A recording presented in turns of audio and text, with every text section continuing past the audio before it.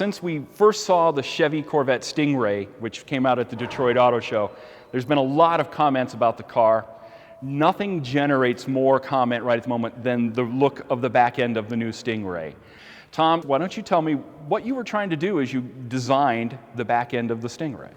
As long as I've been associated or been involved with Corvettes over the course of my career, there's something about the rear of this car that seems to draw so much discussion. I would virtually say more so than the front.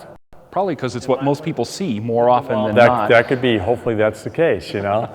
But I wanted to push it away from the traditional round signature to create as much newness as possible. I really wanted to shake it up more. I figure I believe that's my job, is to move the needle. And sometimes it may be uncomfortable, but if you do it in a calculated, careful way, to where if you push the boundaries, it may be uncomfortable to some, but at the end of the day, two things have to prevail. One is when you stand back, it looks like a Corvette.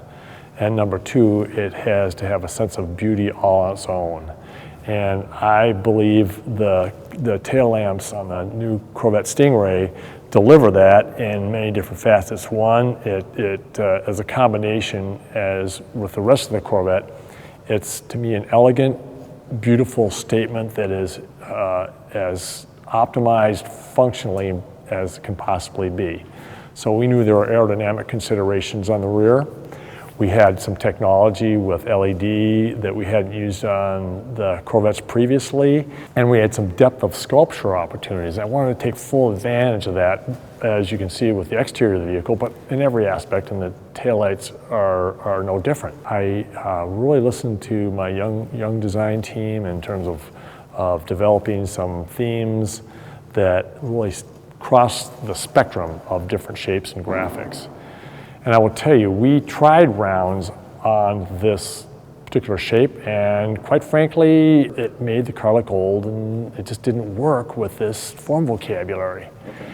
And so we wanted something that was integrated, dual element, that worked well with the sculpture and took full advantage of the technology and the functionality. So I think, in my view, when you look at the Corvette Stingray, you'll see that unique signature of Corvette, but done in a fresh way. The people who hate the back end of the Stingray say it's a Camaro, or that it looks like the Camaro. Yes, I've heard that. How do you respond to that? I would invite them to pull a Camaro up right next to this and have a look. But also, like, a look at the strength and the relationship over the course of both these wonderful vehicles over the course of their lifespan, or the different models they've done over the years. Graphically, there's been some relationships, the dual rounds on both of them. So looking at Camaro concept, I wanted to have that relationship with Corvette. I firmly believe this says new Corvette, and I believe it'll stand the test of time. Catch all the latest auto enthusiast news at AutoWeek.com, in AutoWeek magazine and iPad edition. Talk with us on Facebook, YouTube, and Twitter at AutoWeek USA.